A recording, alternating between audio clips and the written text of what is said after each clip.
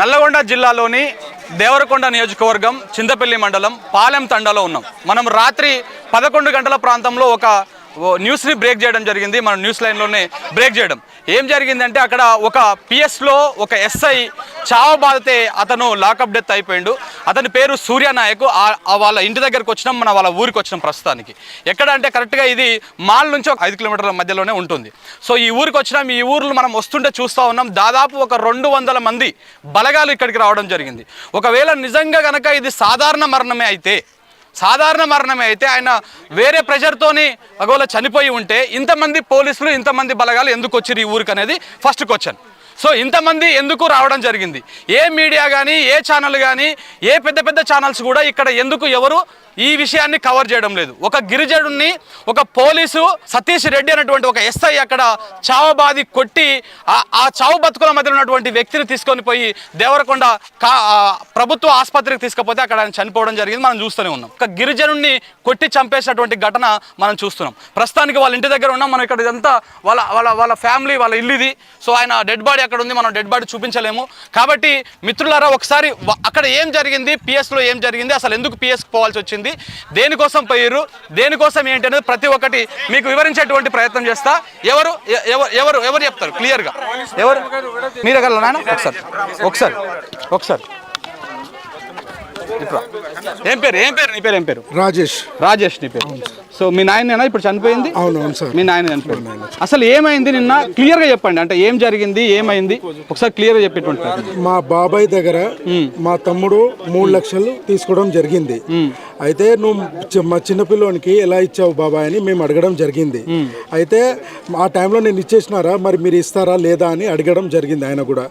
అయితే అదే టైంలో మేము ఇస్తాము, కానీ ఇప్పుడు మాకు ఇమీడియట్ గా ఇవ్వమంటే ఇవ్వలేము కదా, టైం తీసుకొని ఇస్తామని మేము అన్నాము. అది ఆలోచించుకోకుండా డైరెక్ట్ పిఎస్లోకి వెళ్ళడం జరిగింది. పిఎస్లో కంప్లైంట్ ఇవ్వడం జరిగింది ఆయన. అయితే అదే టైంలో మనకు మా అక్కడ ఎస్ఐ ఎవరైతే సిఐ ఉన్నారో ఆయన పిలిపించడం జరిగింది. సతీష్ రెడ్డి. సతీష్ రెడ్డి అయితే ఆయన పిలవడం జరిగింది. మేము వెళ్ళడం జరిగింది అక్కడ. అయితే మేము వెళ్ళినప్పుడు ఏమైందిరా, మీరు 3 నెలల నుంచి మీ పంచాయతీ నడుస్తుంది, ఏమైంది అని అన్నారు. అయితే ఏం లేదు సార్, మీకు తెలియదు ఏముంది, నేను ఇంతకు ముందు బిఫోర్ ఎలక్షన్ ముందు నేను మా బాబాయ్ మీదనే కంప్లైంట్ రైజ్ చేశాను, మాకు ల్యాండ్ రావాలని. మీరు అప్పుడు రియాక్ట్ అవ్వండి, ఇప్పుడు ఎందుకు రియాక్ట్ అవుతున్నారు సార్ మా బాబాయ్ దగ్గర నుంచి? ఆయన త్రూ నుంచి ఇప్పుడు ఏం తీసుకుని ఇట్లా ఆశించి మీరు మాకు ఇట్లా ప్రెషర్ చేస్తున్నారు, చీటికి మాటికి రమ్మని చెప్తున్నారు అని నేను అడిగాను. అదే అడిగిన దానికి ఏంద్రా ఎక్కువ బలిచిందారా, గుద్ద బలిచిందారా, నీకు ఎక్కువ తక్కువ మాట్లాడుతున్నావు ఏందని నాతోటి మ్యాన్ హ్యాండ్లింగ్ చేసిండు. అయితే నన్ను కొట్టిండు, నన్ను కొట్టడం జరిగింది. అయితే నన్ను కొట్టడం జరిగింది. అదే అట్లా జరిగినప్పుడు మా డాడీ ఎందుకు కొడుతున్నారు సార్, ఇక్కడ అన్యాయంగా ఎవరు ఏం చేస్తున్నారని కొడుతున్నారు, ఏ విధంగా మీరు కొడుతున్నారు, ఏ రైట్స్ తోటి మీరు కొడుతున్నారని మా డాడీ అడగడం జరిగింది. నువ్వేంద్రా కథలు పడుతున్నావు, ఆ రోజు వచ్చినప్పుడు ఏం పోయిందిరా నీది తెలియదా నీకు, ఆ రోజు నువ్వు వేసుకొని ఫ్యామిలీని వేసుకొని వచ్చినప్పుడు తెలియదా నీకు అని ఆయన మీద చేసుకోవడం జరిగింది. అయితే చనిపోయిన ఆయన అడ్డవలుగా కొట్టడం జరిగింది. ఇక్కడ కొట్టి కొంచెం ఇక్కడ 2-3 దెబ్బలు కొట్టింది సార్ ఈ ప్రాంతంలో. అయితే ఆ ప్రాంతంలో కొట్టడంలో ఆయనకి ఇక శ్వాస ఆడడం ఇదవ్వట్లేదు. అయితే ఇది ఎందుకు అట్లా అవుతున్నావు అని ఇక మా తమ్ముడు కారులో తీసుకెళ్లడం జరిగిపోయింది. అదే టైంలో మా డాడీని కొడుతున్నప్పుడు, నన్ను కొడుతున్నప్పుడు మా మమ్మీ అడ్డం వచ్చి ఎందుకు కొడుతున్నారు సార్ అంటే, నువ్వు ఫస్ట్ ఇల్లవే ఇక్కడ నుంచి, ఎవరైతే నువ్వు ఇల్లవే ఇక్కడ నుంచి ఫాల్తూ కూడా వెళ్ళిపోని చెప్పాను. అయితే అట్లా మాట్లాడుతాడు సార్, మ్యాన్ హ్యాండ్లింగ్ చేయకండి ప్లీజ్, ఏమైనా ఉంటే నన్ను కొట్టండి సార్, మా పేరెంట్స్ కి కొట్టకండి అని చేతులు ఎత్తి ఇట్లా మొక్కినా సార్, ప్లీజ్ సార్ దయచేసి నన్ను ఈ చేయకండి, మా డాడీని కొట్టకండి, నన్ను కొట్టండి ఎంతైనా నేను భరిస్తాను, కానీ వాళ్ళ మీద చేయకండి అని నేను అన్నాను. కానీ ఆయన అట్లా ఈ చేయకుండా మ్యాన్ హ్యాండ్లింగ్ తో చేసి మా డాడీని చంపేయడం జరిగింది. ఇప్పుడు ఆయన వల్లనే చంపేయడం సార్. ఇది కూలీనాలు చేసుకొని బతుకుతున్న కుటుంబం, 4 అబ్బాయిలు. వాళ్ళ ఇప్పుడు చనిపోయిన వ్యక్తి సూర్య అనేట ఆయన ఈ చుట్టుపక్కల ఏరియాలో ప్రతి ఒక్కరికి కూడా సుపరిచితుడు. ఎందుకంటే ఆయన ఎవరికి ఎలాంటి ఆపద వచ్చినా ఫస్ట్ ఉండే వ్యక్తి అతను. ఈ తండ మంచి కోరుకునే వ్యక్తి. ఇవాళ ఈ తండ మూలంగానే ఆయన చనిపోవడం జరిగింది. వాస్తవంగా ఇక్కడ ఈ రకంగా ఇటువంటి ఘోరాతి ఘోరం ఇంత కిరాతకంగా జరుగుతుందంటే ఈ దళితుల మీద ఎస్సీ ఎస్టీ వాళ్ళ మీద అగ్రకులాలకు సంబంధించిన వాళ్ళు చేసే దౌర్జన్యంలో ఇదొక భాగము. అసలు ఎస్ఐకి ఆ సంబంధమే లేదండి, కొట్టాల్సిన అవసరమే లేదు. ఎస్ఐ చేసుకోవాల్సిన అవసరం లేదు. ఎస్ఐ ఎందుకు కొట్టాలి? అన్నదమ్ముల ఇష్యూ, అవసరం అనుకుంటే కుల పంచాయతీ పెట్టుకుంటారు, కూర్చుంటారు, మాట్లాడుకుంటారు. వాస్తవంగా జరిగింది ఏంటండి, వాళ్ళ సూర్య వాళ్ళ అమ్మ చనిపోయింది, వాళ్ళ అమ్మ పేరు మీద 2 ఎకరాల భూమి. ఆ 2 ఎకరాల భూమి 4 అన్నదమ్ములకు ఒక్కొక్కరికి 20 గుంటలు వస్తుంది. అయితే వీళ్ళు ఏం చేసిరంటే, చిన్న వాళ్ళు ఇద్దరు మాకు వేరే భూములు ఉన్నాయి కదా, రిజిస్ట్రేషన్ ఇప్పుడు పెద్దవాళ్ళ ఇద్దరి పేరు మీద ఎకరం భూమి చేపిస్తామని వాళ్ళే మాట్లాడిరు. వీళ్ళు 4 అన్నదమ్ములు మాట్లాడుకుర్రు. మాట్లాడుకున్న తర్వాత అసలు జరిగింది ఏంటండి, వీళ్ళు ఓకే ఉన్నారు, కానీ వీళ్ళ చిన్న తమ్ముడు భీము అనేట ఆయన ఈ సూర్య కొడుకుకు సూర్య భార్యకు తెలియకుండా అప్పిచ్చిండు ఫైనాన్స్ నడుపుకోవడానికి. అసలు వీళ్ళకు సంబంధమే లేదు, సూర్యకు సంబంధం లేదు, సూర్య పెద్ద కొడుకుకు సంబంధం లేదు, సూర్య భార్యకు కూడా సంబంధం లేదు. ఇది వాస్తవం, మీరంతా కూడా. అయితే జరిగిందే సార్, సూర్య చిన్న కొడుకుకు ఇచ్చిండు ఆయన డబ్బు. ఆ తర్వాత సూర్య భార్య కూడా అడిగిరు, మా అబ్బాయికి ఏమైనా డబ్బు ఇచ్చినావంటే నేను ₹1 ఇవ్వలేదని అందరి ముందు చెప్పిండు ఆయన. చెప్పిన వ్యక్తి మళ్ళీ ఈ డబ్బులు ఎక్కడి నుంచి వచ్చినాయి అంటే తండ్రికి తెలియకుండా డబ్బులు ఇచ్చిండు. దీనికి బాధ్యత ఎవరు వహించాలి? సూర్య కుటుంబం కాదు కదా, ఆయన ఇచ్చిండు కాబట్టి ఆయన ఆ తర్వాత కూడా సూర్యని అడిగితే నా కొడుకు చేసిండు కదా మేము ఇస్తాం, కానీ టైం తీసుకో, 3 లక్షలు అంటే లక్షలు సంపాదించుకుంటున్న కుటుంబం కాదండి వాళ్ళ. ఇప్పుడు సూర్య భార్య రోజు పోయి ఆకిలు ఊకితే, జిహెచ్ఎంసీలో ఆకిలు ఊకితే వాళ్ళ భూ వస్తుంది, అటువంటి కుటుంబం. ఈయన పెద్ద బాబు, 4 అబ్బాయిలే సార్, వాళ్ళకు కూడా జాబులు లేవు, ప్రైవేట్ లేదో తాత్కాలికంగా చేసుకొని బతుకుతున్న వ్యక్తులు వీళ్ళు. అటువంటిది ఇక్కడ ఎంపీటీసీ ఎవరు? కాంగ్రెస్ కు సంబంధించిన వ్యక్తి. ఆ ఎంపీటీసీ వీళ్ళకి ఎట్ట ఉంటదంటే, తండాలో ఉండే నాయకులకు ఎట్ట ఉంటదంటే, అన్నదమ్ములకు పంచాయతీ పెడితే వీళ్ళకి పబ్బం గడుస్తుంది. వీళ్ళ పెళ్ళాలకు చీర కావాలి, వినండి, వీళ్ళ పెళ్ళాలకు చీర కావాలి, వీళ్ళ ఖర్చులకు డబ్బులు కావాలి, తాగుడు కావాలి, చుక్క కావాలి, ముక్క కావాలి. దానికోసం ఇక్కడ ఉన్న అన్నదమ్ములకు పంచాయతీ పెట్టించుకుంటా ఈ రకంగా ఇటువంటి రాజకీయాలు చేసే మూర్ఖులు వీళ్ళు జాతి కోసం, వీళ్ళు మా వాళ్ళు, మా అన్నదమ్ములనే ఉద్దేశంతో ఆలోచించే వాళ్ళు గారు. ఎవరు ఎంగిలి మెతుకులు వేస్తే ఆ ఎంగిలి మెతుకుల కోసం ఆశపడే నాయకులు ఉండబట్టి ఈ తండాలుగానే మిగిలిపోతున్నాయి ఇంకా. అయితే ఈ రకంగా జరిగినప్పుడు వీళ్ళు ఇప్పుడు 1-2 నెలల నుంచి వీళ్ళు కంప్లైంట్ ఏమని చేశారు సార్ పోలీస్ స్టేషన్లో. ఇప్పుడు వీళ్ళే అనుకున్నారు కదా, ఎకరం భూమి చిన్నోళ్ళు ఇద్దరు కూడా పెద్దోళ్ళ పేరు మీద చేపిస్తామని చెప్తే, అప్పటి జీవో వేరు ఇప్పుడు వేరు. ఇప్పుడు ఆడపిల్లలు కుటుంబ సభ్యులు కూడా వచ్చి సంతకం చేస్తేనే అవుతుంది, లేకుంటే కాదు. దానికి సంబంధించి ఆడబిడ్డలు మనవాళ్ళు వీళ్ళంతా కూడా రెగ్యులర్ గా తిరుగుతుంటే ఈ రాము అనేట ఆయన వస్తాడు అక్కడికి, పోలీస్ స్టేషన్ కి రాడు, రిజిస్ట్రేషన్ చేయించడానికి రాడు. వీళ్ళనందరినీ పిలిపించుకుంటాడు. పిలిపించుకొని రాము కాదు భీమా పిలిపించుకొని ఈ రకంగా చేయడం మూలంగా వీళ్ళిపోయి కంప్లైంట్ చేశారు. కంప్లైంట్ చేసినప్పుడు ఆ ఎస్ఐ పట్టింపు చేసి పిలిపియాలి కదా, ఏరా భయ్ మీ వాళ్ళు ఈ రకంగా తిరుగుతున్నారు, మరి ఎందుకు ఫైనల్ చేయాలి కదా. అది చెయ్యకుండా లేదు సార్ నాకు 3 లక్షలు ఇవ్వాలని కంప్లైంట్ చేస్తే 3 లక్షల విషయంలో వీళ్ళని టార్చర్ పెట్టి వీళ్ళని ఫోన్ చేసిన ఇదే ఎస్ఐ ఫస్ట్ కంప్లైంట్ ఇచ్చినప్పుడు ఎందుకు పట్టింపు చేయలేదండి?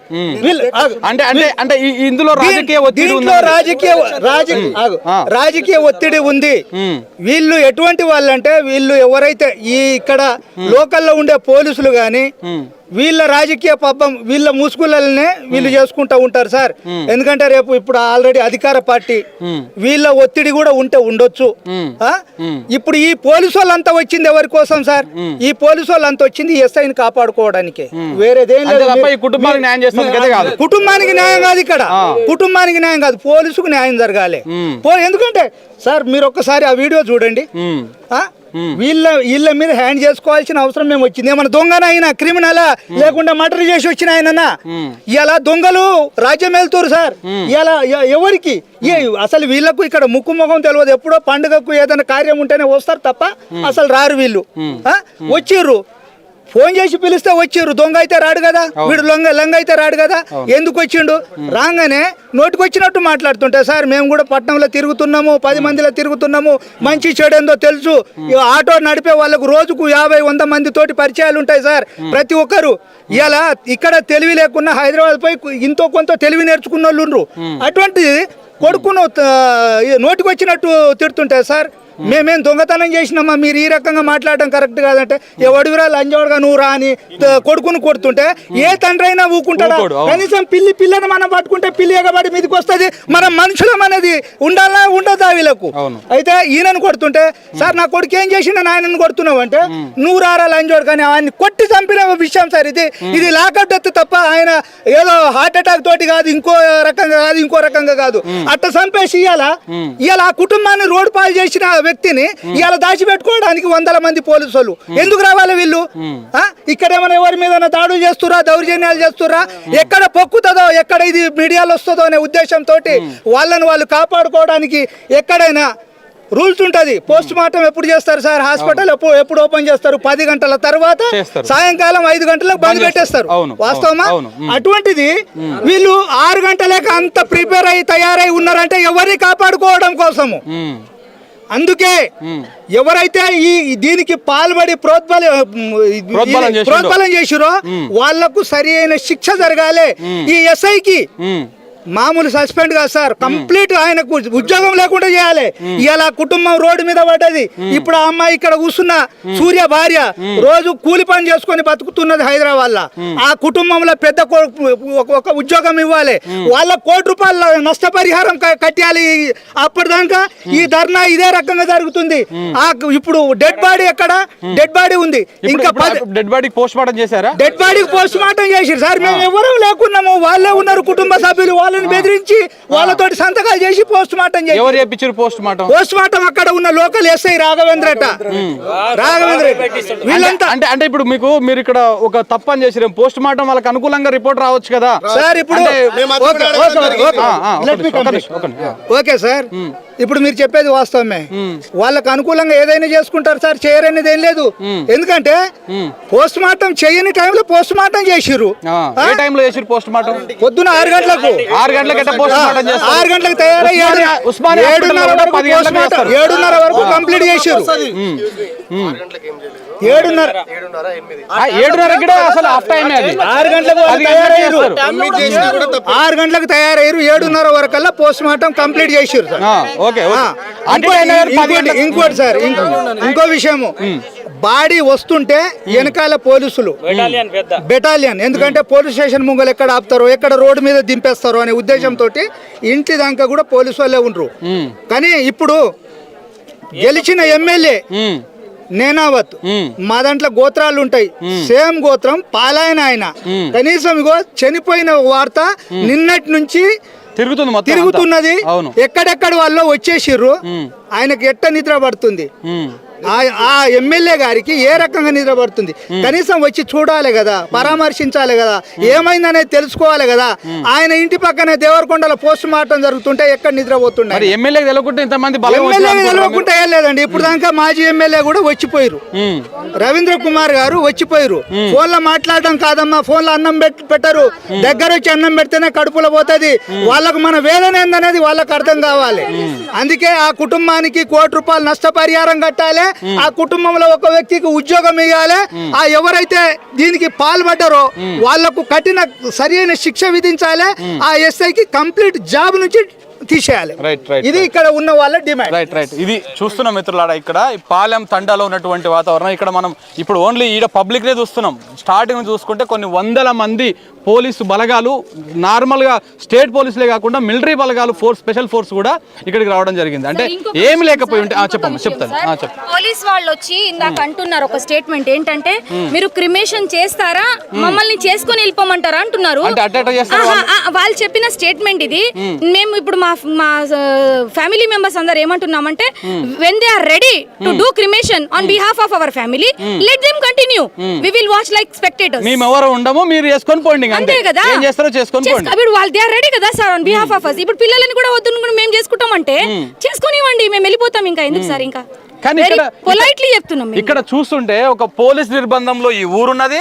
ఈ ఊరికి అసలు ఏ మీడియా కూడా రావట్లేదు. ఇవాళ V6 కానీ, NTV కానీ, TV9 కానీ పెద్ద పెద్ద ఛానళ్ళు, లేకపోతే మాట్లాడేటువంటి మొన్నటిదాకా ప్రశ్నించే గొంతుకులు కూడా ఎక్కడ కూడా ఇక్కడ కనపడతలేదు. దేనికి ఎవరిని కాపాడడం కోసం ఎవరు వస్తలేరు, దేనికి వస్తలేదు. ఇది ఏ పార్టీ అని ఉండవచ్చు, అక్కడ BRS వాడుగా, కాంగ్రెస్ వాడా, BJP వాడా, ఎవడైనా ఉండని కానీ ఒక గిరిజన బిడ్డని పోలీస్ స్టేషన్లో కొట్టి చంపేసి కొన ఊపిరితోని హాస్పిటల్ తీసుకపోతే అక్కడ చనిపోతే అక్కడ ఎక్కడ ఆపుతారో అని చెప్పేసి వందల మంది రాత్రికి రాత్రే, మనం రాత్రి కూడా కొన్ని వీడియోలు పెట్టడం జరిగింది. రాత్రికి రాత్రే దేవరకొండ హాస్పిటల్ దగ్గర కొన్ని వందల మంది పోలీసు వాళ్ళు, ఇప్పుడు ఊరు బయట వందల మంది పోలీసు వాళ్ళు. ఇప్పుడు మీరు చేస్తారా దహన సంస్కార కార్యక్రమాలు, లేకపోతే మేము చేసుకొని పోవాలని అని చెప్పేసి వాళ్ళ కుటుంబీకులతో మాట్లాడుతున్నటువంటి వ్యవహారం మనం చూస్తున్నాం. సరే, ఏం జరుగుతుందని చూద్దాం. ఇప్పుడు వాళ్ళ కుటుంబం ఏం డిమాండ్ చేస్తుందంటే, ఎవరైతే ఈ దాడి చేసిర్రో ఆ SI సతీష్ రెడ్డిని వెంటనే మొత్తం జాబ్లకి వెళ్ళి టర్మినేట్ చేయాలి, అలాగే ఈ కుటుంబాన్ని ఆదుకోవాలి, ₹1 కోటి ఆర్థిక సాయం ఇచ్చి ఆదుకోవాలి, అలాగే ఈ కుటుంబంలో ఒకరికి ప్రభుత్వ ఉద్యోగం ఇవ్వాలని చెప్పేసి వాళ్ళు డిమాండ్ చేస్తున్నారు మిత్రులారా.